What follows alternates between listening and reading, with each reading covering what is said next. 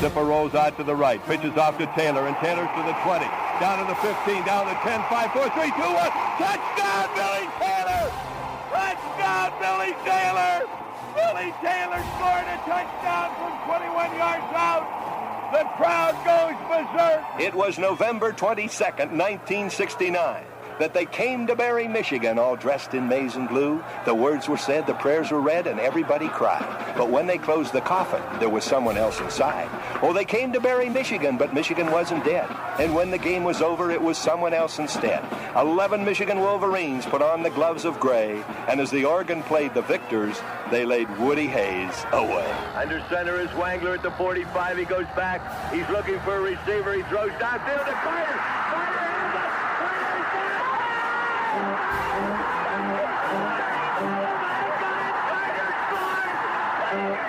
Who's got it better than us? Nobody!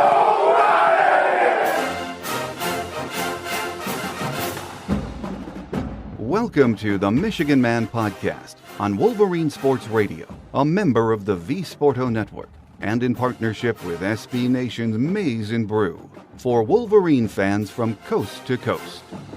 Go Blue, and welcome to our Michigan Game Day show for Nebraska. I'm your host, Mike Fitzpatrick.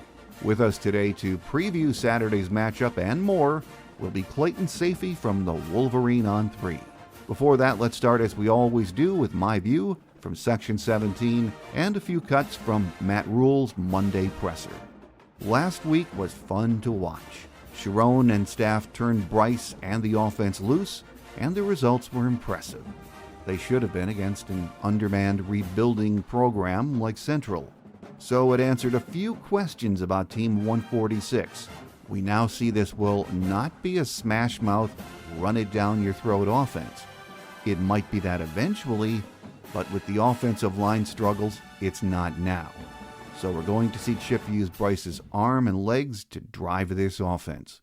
When you have a talent like this, it's a smart decision and makes the offense very hard to game plan for and slow down.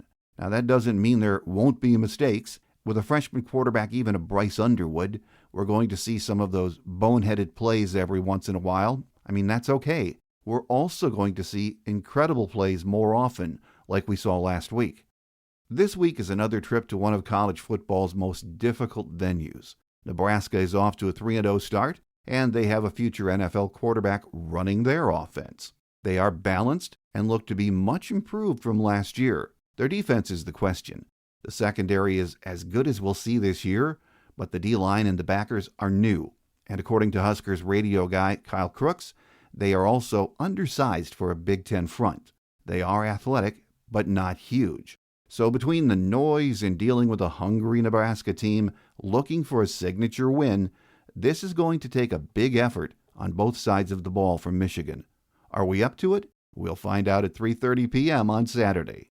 At his Monday presser, Matt Rule was asked how this Michigan team compares to the last one he coached against. I wouldn't spend a lot of time comparing. They were different, you know what I mean? But they still have the same, the core philosophies. I mean, like I said, they are, 15th in rush offense and they're 25th in rush defense, right? Like they're going to have elite play up front on both sides of the ball. And so the quarterback brought the dynamic element of, he was their leading rusher in the last game. That hadn't really happened the first two games. More of a pocket player in this last game. It was, get out and utilize his legs and his skill set. So that obviously adds another element to it. They're based on the same core philosophy, philosophy of, they're going to control the lines of scrimmage, and they've done that, in so far this year. One of the beat writers asked if the Michigan offensive line was similar to what he saw 2 years ago at Nebraska. I can't compare them to the past, because I don't remember anything really from. I'd have to study it, but they're an outstanding offensive line. They're big, they're powerful, they're athletic. They run all the runs, Anytime your head coach is an offensive line coach, you probably put a lot of stock in that. So, this is an excellent top 25 football team, They're 2-1 because they played another top 10 football team and they had a battle. It'll be an unbelievable challenge. It'll be a great challenge. My guest today says maybe playing a tough road game at Oklahoma will help Bryce and the team be better prepared for Lincoln. Either way, this is a season barometer game for both teams. Up next with his thoughts on Saturday and much more is Clayton Sayfie from the Wolverine ON3.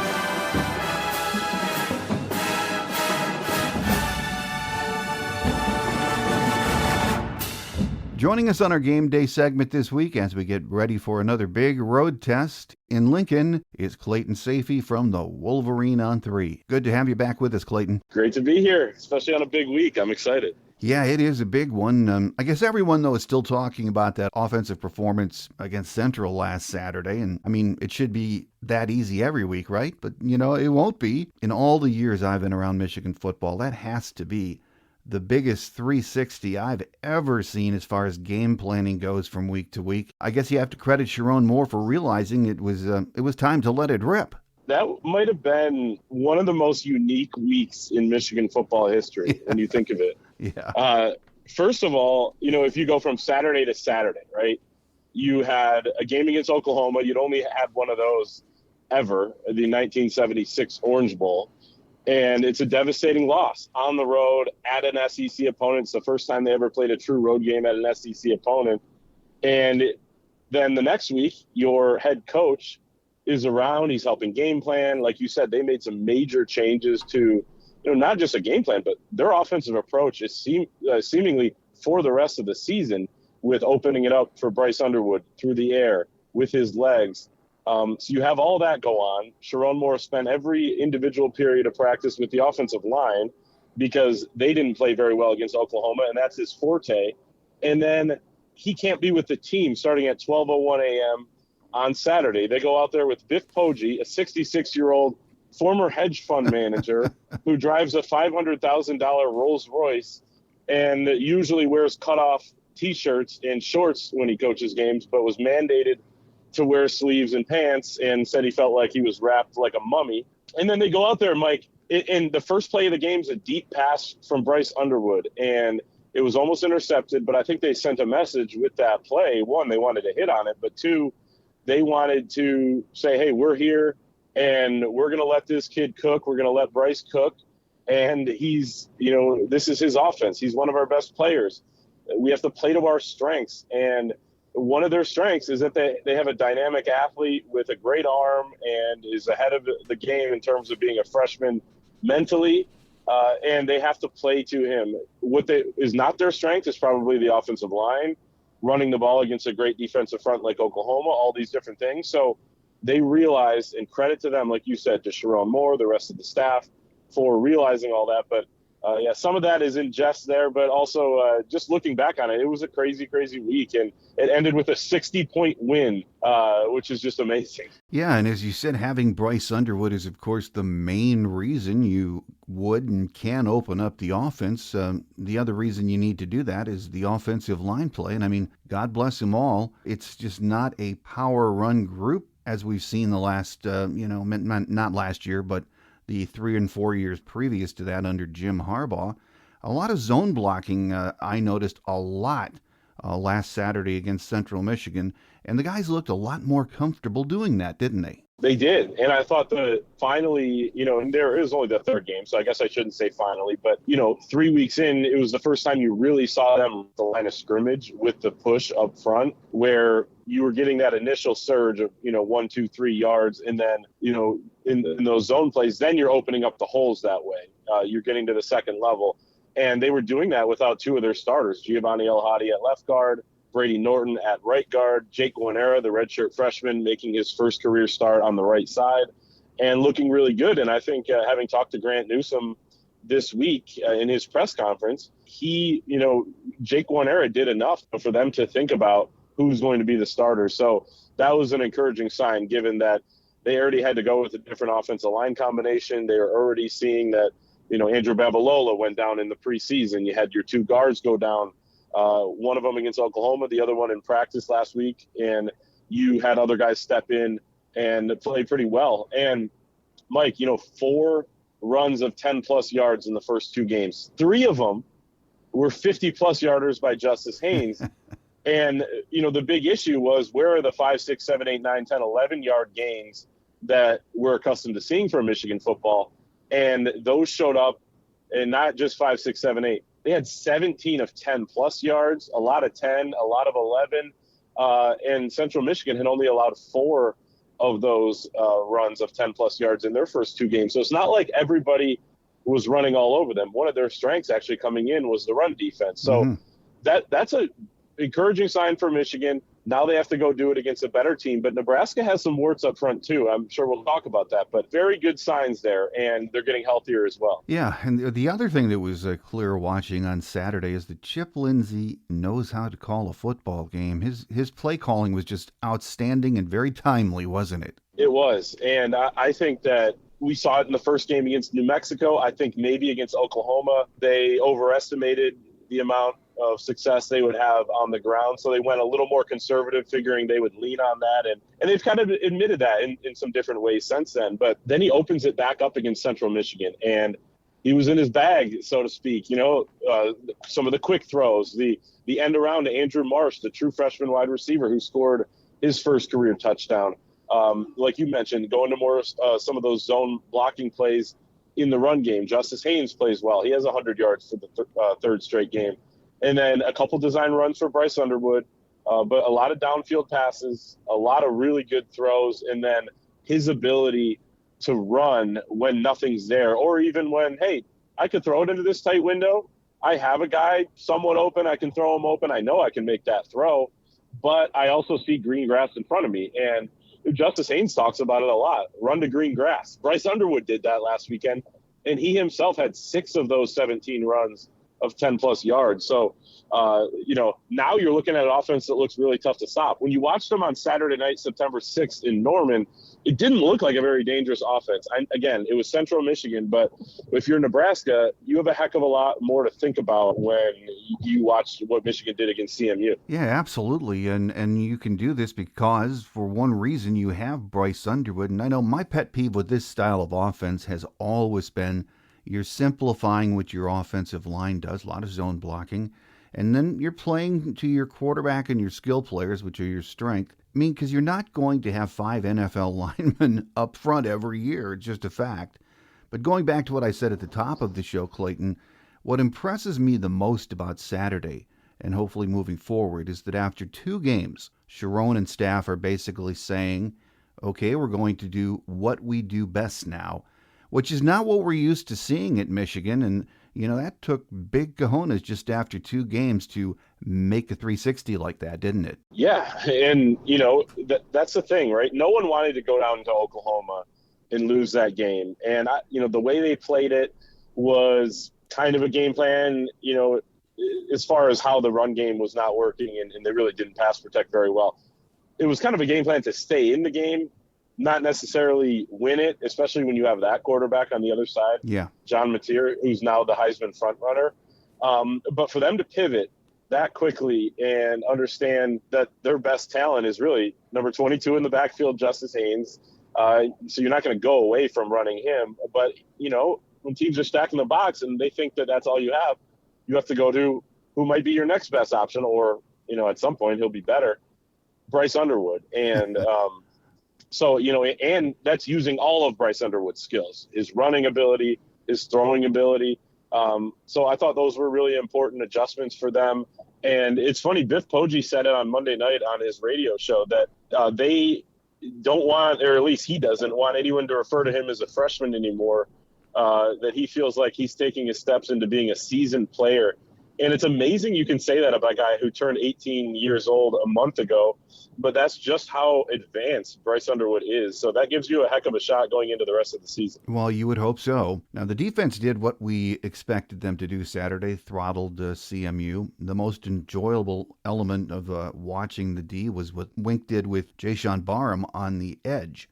I mean, he looks more terrifying coming off the edge than he does a linebacker, doesn't he? Well, there's no question. And here's a couple things about that. One, what stood out to me is, remember we just talked about the first play of the game on offense where they go deep and they kind of send a message. The first play of the game on defense, Jayshawn Barham comes through and just throws Joe Labus, the Central Michigan quarterback, down like a rag doll.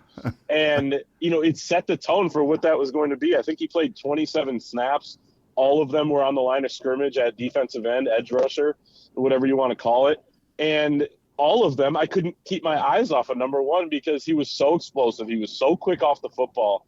That is his position, in my opinion. And I'm sure we'll see him off ball at, middle linebacker at some point the rest of the year and maybe even Saturday. We'll see what the plan is going forward. Sure sounds like they're going to play him more at edge, though.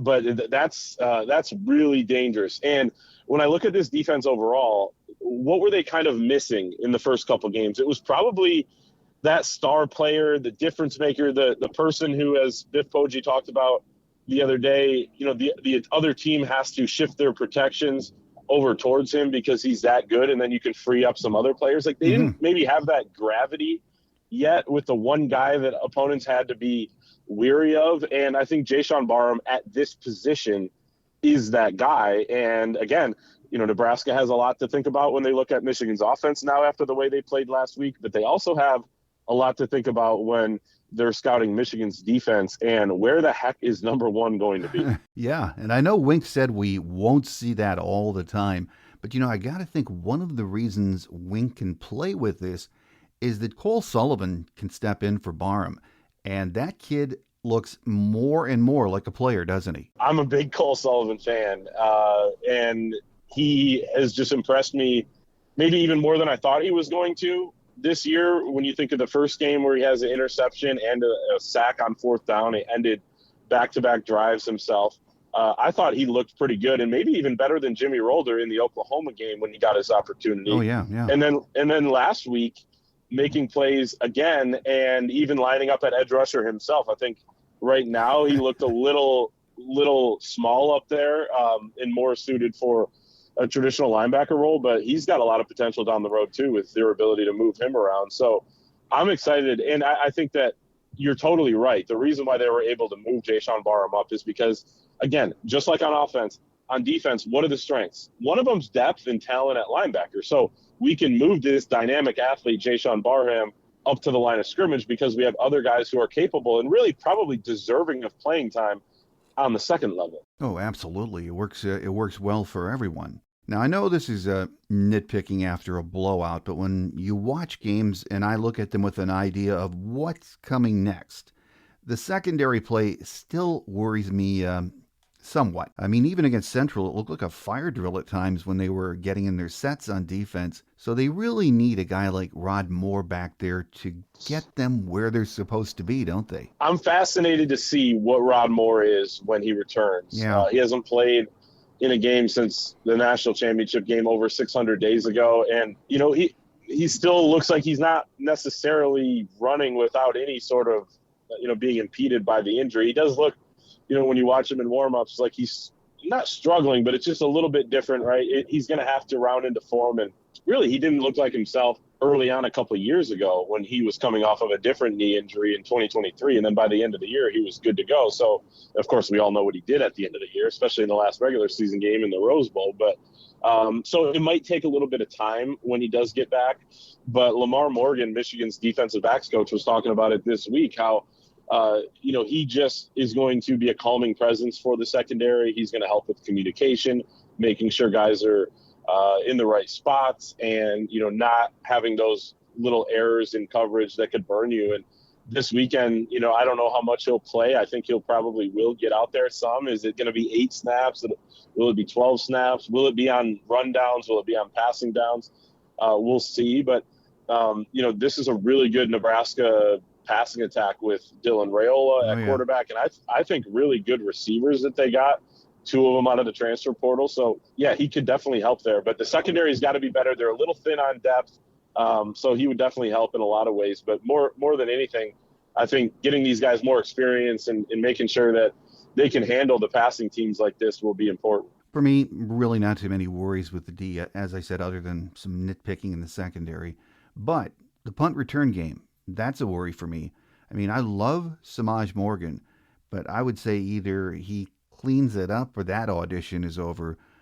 That has got to be fixed very soon, doesn't it? Well, that audition has been going on a while, and there have been some issues for a while with him back there. And, and then even the time in the last game where he got ran into by his own guy, and you're thinking, okay, now that picture's in my head, like anything and everything could go wrong. And that's part of special teams, right? Like I remember saying before the opener against New Mexico, when they said that Andrew Marsh was going to be the kick returner, I said, this is a great opportunity for a true freshman to get the football in his hands, to be back there, to get some playing time and build a little bit of confidence. We saw how Jordan Marshall returned kicks last year And then, he broke off a couple long ones. And then when he was, ready to go for the bowl game and it was his opportunity, that probably helped him because he had some experience. And then he goes out and fumbles, against New Mexico, Andrew Marsh, that is. Yeah. And then you're thinking, okay, it's, screwing things up is really the issue on special teams. Doing nothing, is much better than screwing it up. And then any positive return you can get would be pretty good. But it feels like so far in the punt return game, going back to your original question, they've either gotten nothing out of it, like a fair catch, or, the ball is bouncing and he kind of grabs it on a hop and maybe saves a few yards, those invisible yards.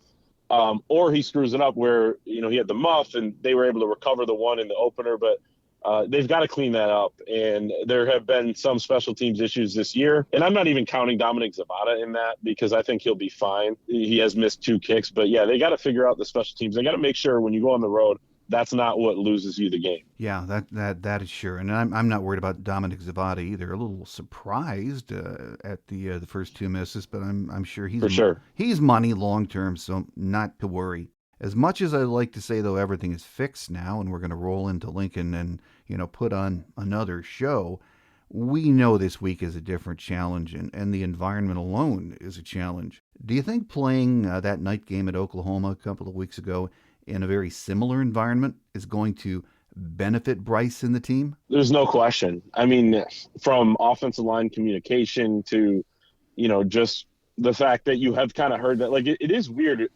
and almost disconcerting when you go to these road games and something good happens for the other team and everyone's cheering and, like, it just feels like the momentum can really mount and can almost be like an avalanche. And we kind of saw that against Oklahoma where it just felt like Michigan was just not quite comfortable a lot of the game, but having gone through that physically with their bodies, like hearing the noise and understanding that it's kind of us against the world and all this, I think will benefit them. And Bryce Underwood, in all honesty, I thought he came out in that Oklahoma game and looked pretty poised and comfortable. He started 5 of 9 with 76 yards, made a couple nice throws, like the first one to Samaj, made another one on the move, I think, to Donovan McCulley on the sideline. Like, there were some plays he made where he looked comfortable. And then as the game went on, things kind of went awry. But now that he's gone through a full 60 minutes of that, I think he'll be a little bit more ready. This isn't a night game. Nebraska is a heck of an environment, though. So, like you said, it will be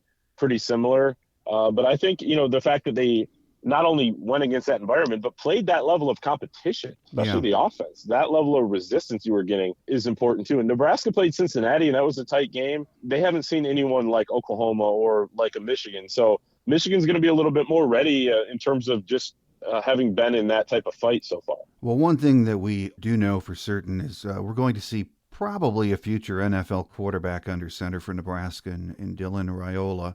The kid has, I think, around an 80% completion rate through 3 games. Yes, the first 2 games were pretty soft, but he's a game changer, just plain and simple, isn't he? Yeah, it's, so I just watched the Houston Christian game the other night and watched a lot of the Cincinnati game live a few weeks ago when it happened, but I'm going to go back and watch some of that again. But the first thing that stands out, and again, this is Houston Christian. They were playing, I didn't even know that team existed, but he gets up to the line, and he's scanning the field. He's looking at what the defense is in. He maybe makes a check at the line.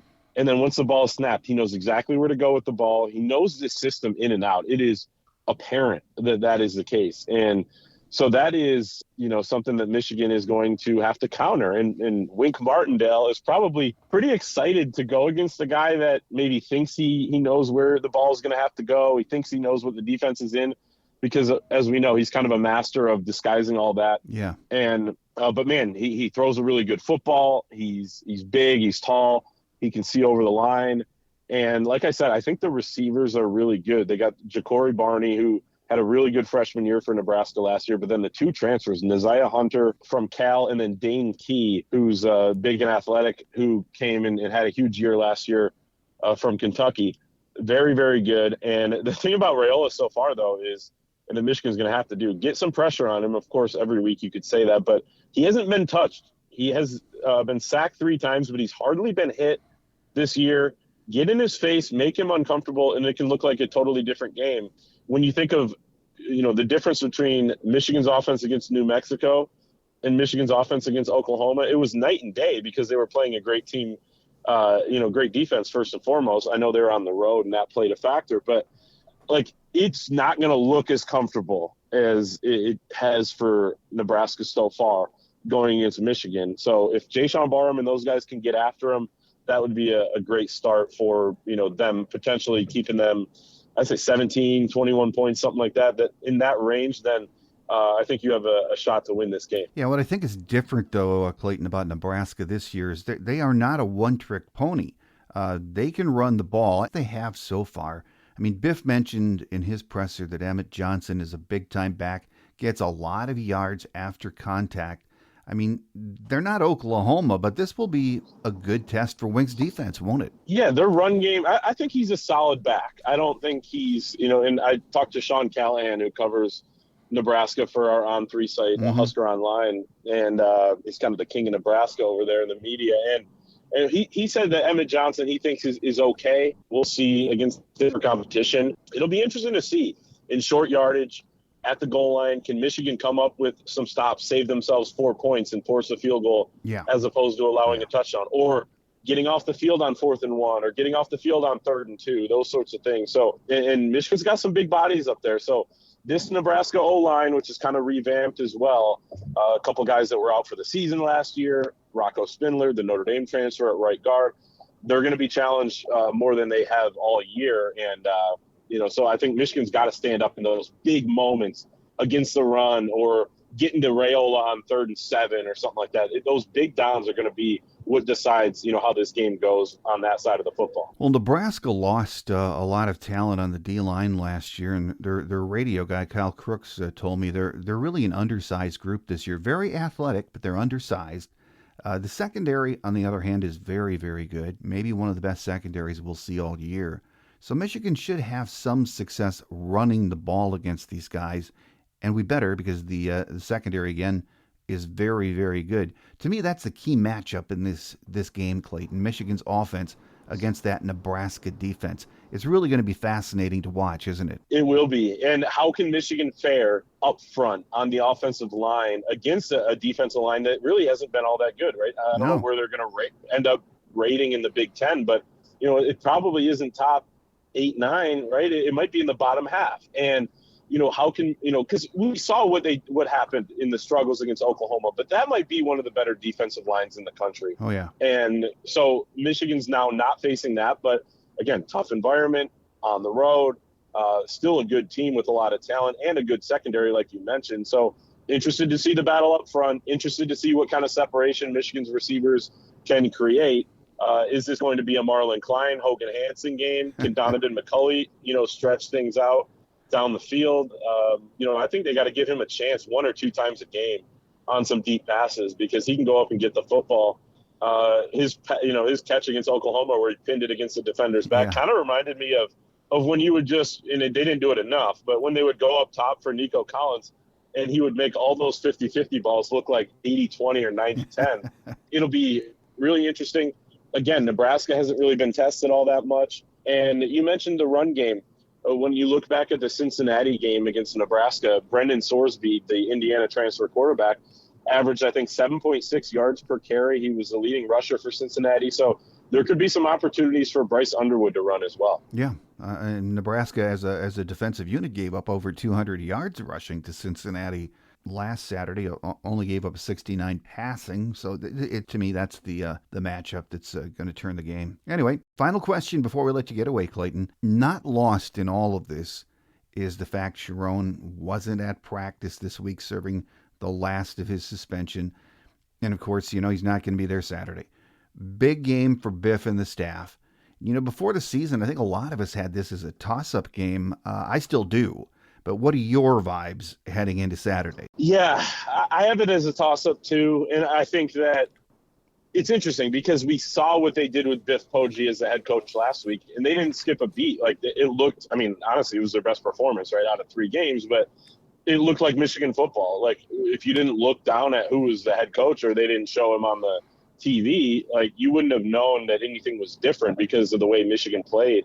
But Sharon Moore was there all week, and he was pushing the offensive line, and he was switching up their approach on offense, and they were making the moves they did on defense. And not that the coordinators and the assistant coaches and Biff Poggi aren't capable of doing those things, and not that Sharon Moore didn't get ahead on this game plan, because, he said he did. But it's just going to be interesting to see what they look like without him having been around all week. And no one can really predict how that will look, because we haven't seen it before. When Jim Harbaugh was suspended, he wasn't he was around during the week, and then he just wasn't there on game day. And so it was really still his team. And so I'll be interested to see how they look. I think that, really, I don't hate how Michigan matches up with this game, because it's a small sample size for both teams, so it's always hard to judge this early in the year exactly what they are. But one of the things that went wrong for Michigan against Oklahoma, one, it was, that D-line and Brent Venables, one of the best defensive coordinators of all time, really got after them and really disrupted them and got them out of their rhythm. And they didn't trust Bryce Underwood as much, and they didn't really open things up. On the other side of the ball, what really hurt Michigan, the big plays down the field, I think of the one in the end zone when John Mateer was hit really hard by Ernest Hausman, but got the ball out for like a 30 or 40-yard gain. Unbelievable play. The time when Brandon Hillman came through and nearly had a sack on John Mateer, he scrambles out. He finds Sategna, the wide receiver, for, I think, 38, 39-yard gain. Just backbreaking. And then all the quarterback runs where, you kind of don't know how to play it, because he would just figure out where the defenders are. I mean, unbelievable how he moves in space and finds the open areas, and his legs really hurt them. I don't know that Nebraska has any of that. They pose different challenges, but the things Michigan struggled against, the quarterback run, the exotic looks that Brent Venables brings, the defensive tackles that really wrecked that game on the interior, I don't think Nebraska has that. Now, they have different things like Dylan Raiola, who can air it out. He's extremely smart. He's really efficient. So it'll be different challenges, but I don't think that the Oklahoma loss means that Michigan can't go in and win this game, or that they can't perform better than they did. So I think, I know you didn't ask for a prediction, but I think Michigan's going to win a fairly close game, a hard-fought game on the road. But it's gonna be a lot of fun. I like your prediction, by the way. So I'm hoping that's what happens too. One more thing though, Clayton, I was just thinking of this. I know I said last question. Biff Poggi. I mean, he was around for years under Harbaugh. We knew he was there, but we never really heard from him. Never saw much of him. But I was watching him on the sidelines last Saturday, and I thought, he looked like he should be there. He looked very comfortable. And then his pressers, I have to say, especially this past Monday, he went, I think, for 40 minutes, which was very unusual. But he's very forthcoming, very relaxed. He's just an interesting guy, isn't he? I'm so fascinated by Biff. And I have been for a long time, when he came here the first time. And, I know you saw it, but when he was talking about, just how he ended up at Michigan in the first place. He was a head coach. Jim Harbaugh calls him up one night, and his son Henry was on the team at the time, and just said, hey, why don't you join the staff, And then they meet, love ever after, as Biff put it, decides to go back. He founded the football program at St. Francis Academy that turns into a powerhouse. Yeah. And they produced Jay Sean Barham and Derek Moore and Blake Corum and Nikai Hill-Green and Yabi Oki and, players that went elsewhere as well, Alabama, all sorts of schools. So he did all that, comes back to Michigan 2 different times, right? He was at Charlotte, the cutoff T-shirts that went viral when he was the head coach there, and all the interviews and the sound bites.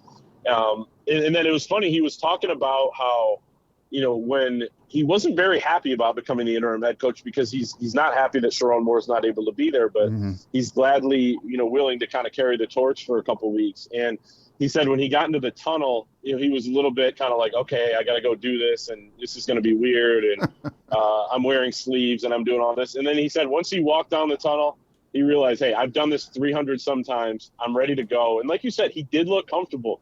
He comes up to the press conference, and he gave an unbelievable press conference after the game. He gave an awesome one on Monday as well. Yeah. There couldn't be a more perfect individual to take on this role. Like, he's not the best head coach of all time, but the players love him. He's got great relationships with the staff. He allows, with his experience, the coordinators and the assistant coaches to just stay in their roles, do what you do. I'm sure they're picking up the slack a little bit, without Sharon Moore there. But man, when Sharon Moore brought him back, starting, I think he rejoined the program in January. That was just a big get, because he allows them to kind of, handle this situation, which is not a great situation, but handle this situation as best as any program possibly could. And so I think it's just awesome to see what kind of guy he is. And what a life he's led. It's fascinating. I just love learning more and more about Biff Poggi, the stories he's telling. Day by day, you're learning more and more. Yeah, and I think he'll do just fine Saturday. I'm looking forward to see how he is on the sidelines. But it's a huge game, a barometer game for both programs. I mean, Nebraska's putting a lot on this because they need to get over the hump. They need a signature win, and Michigan just wants to show that, hey, last week was just the beginning. So it is going to be a fascinating game to watch. Here with us today to preview the game and talk about what we've seen for Michigan so far in the first 3 games has been Clayton Sayfie from the Wolverine ON3. As always, Clayton, a pleasure having you on the show, and we look forward to getting you back here very soon. Well, it's one of my favorite things to do, so I appreciate you having me, and hopefully a good weekend.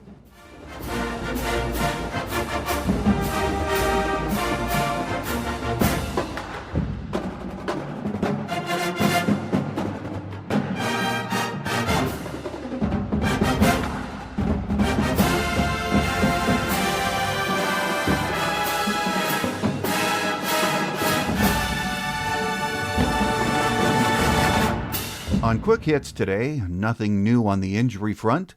Rod Moore will be eased back into the lineup. Gio El-Hadi is out for the next few weeks, but Brady Norton is a go for Lincoln. Here are some game day notes of interest.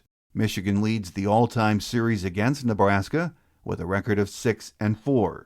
Nebraska won the first meeting 25-13 on September 29th of 1962 in Ann Arbor. 2 years ago in Lincoln, Michigan won handily 45-7.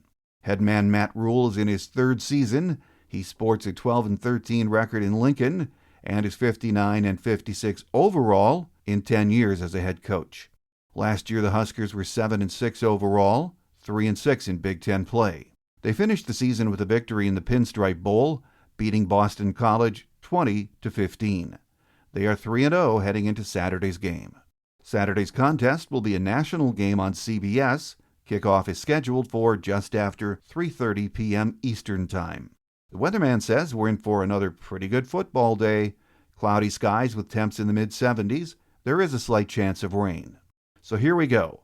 Another tough road environment against a team itching to prove it's ready to beat the big boys in the Big Ten. They've looked good so far, but like Michigan, no one is really sure how good they are. That's what makes Saturday's game so fascinating. Both teams have a lot to prove, and after Saturday, we'll know a lot more about both of them.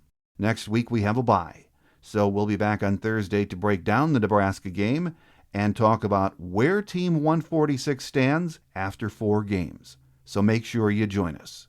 A reminder to follow us on X and leave a comment or review wherever you get your podcasts from. That does it for now. I'm your host, Mike Fitzpatrick. Have a great Wolverine weekend, everyone. Think victory, beat Nebraska. Until we meet again, take care, and as always, go blue. Thanks for joining us today on The Michigan Man, here on Wolverine Sports Radio, a member of the V Sporto Network, and in partnership with SB Nation's Maize and Brew. Our listener lines are open 24/7 for your calls at 313-263-4842. That's 313-263-4842. Or email us at themichiganmanpodcast@yahoo.com. That's themichiganmanpodcast@yahoo.com. The Michigan Man Podcast is produced at the studios of Robin Lynn Productions, Allen Park, Michigan, and is not affiliated with the University of Michigan. Go Blue!